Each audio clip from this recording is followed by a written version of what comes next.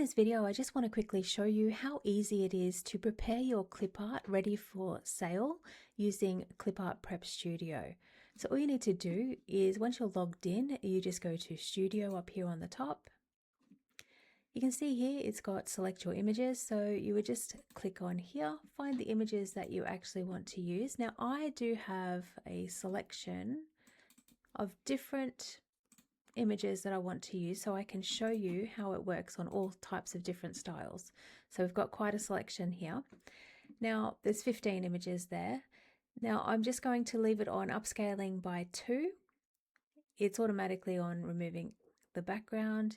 It's going to trim around the actual images so there's not lots of white space around it. So empty space, and then all we're going to do is add in a name here. So I'm just going to call it test. Now this will name that folder and all of the images that it actually removes the background on. It will update the file name to actually have test 01, test 02, etc. So I'm just going to hit prep the 15 images. And if I scroll back up, you'll see over here it is starting to upload them, and then it will populate them underneath as they are completed. Now, as you can see, they are starting to populate here with the background removed and the new file name. Okay, so the 15 images are just finishing up now. That took about 3 minutes to do all 15. So that's removing the background, upscaling, trimming it, and also updating the file name. Now, when we click on the actual image, you can see it with a white background or a black background, and you can just double check it before you download just to make sure that the quality is fine. If you needed to edit the image for any reason, you can hit edit here and it'll open up an editing suite for you. So that is how the whole process works. Now I'm going to open up each one just so that you can see them with a black background, and you can see that there's no white left over, just so you can see the quality on all the different types of clip art that we are using here. So as you can see, it's a nice sharp background. Any that have these little flecks, which you often get with watercolor, if there are any of those that you want to remove, just simply go into the editing suite. And when this actually populates your art here, we can just go on a black background again. And all you need to do is go select outline. And then let's just say you wanted to, cut out these. You just go around the outside, and anything that's outside of your line, you can just delete. So if we were to, let's just say that's it for now, and we're just going to go all the way around. Once we finish that loop, all we need to do is just go clear outside and see how it's automatically removed all of those extra bits. So that's just a really quick way to clean it up if you need to clean it up. Now let's just cancel out of there. If you did want to save it, once you do that, there is a save button in there, and then it would just upload the version that you're going to download here. So if we continue looking at all of these ones. Now when you do some watercolor images, you can see like it does have the watercolor splotches and things like that. These ones can be a little fiddlier, and you might want to reduce some of this. And again, you can use that editing suite for it.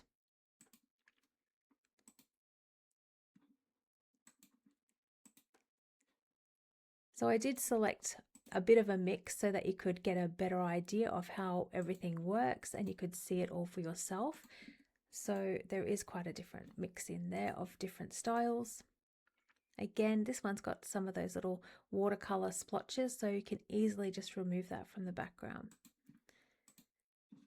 Then once you are happy with the pack and you've checked it all out, you just simply hit download, and then that folder is ready for you to sell.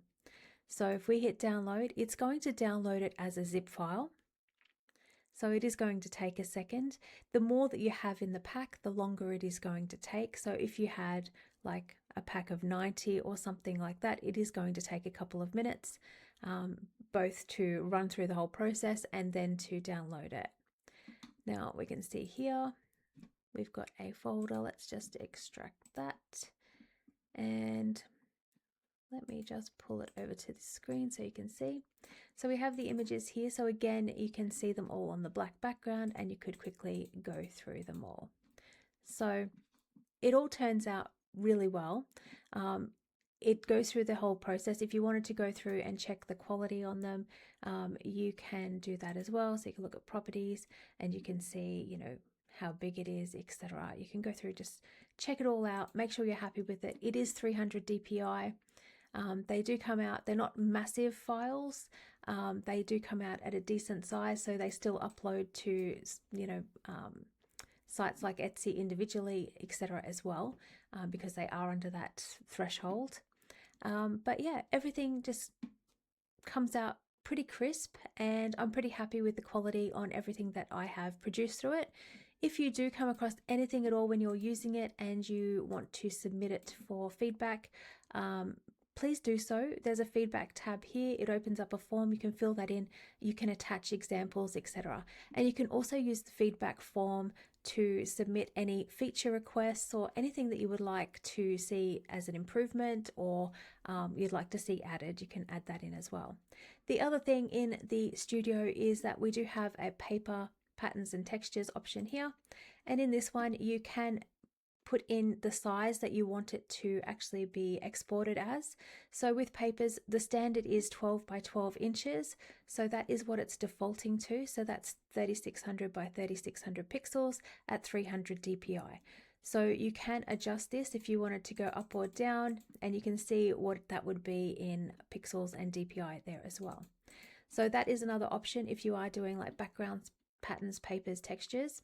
And you can also select to have them in both PNG and JPEG. So that means that they don't show here as both. It only shows the one here.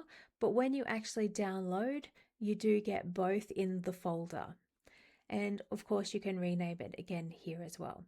So that's another really handy thing to have in there.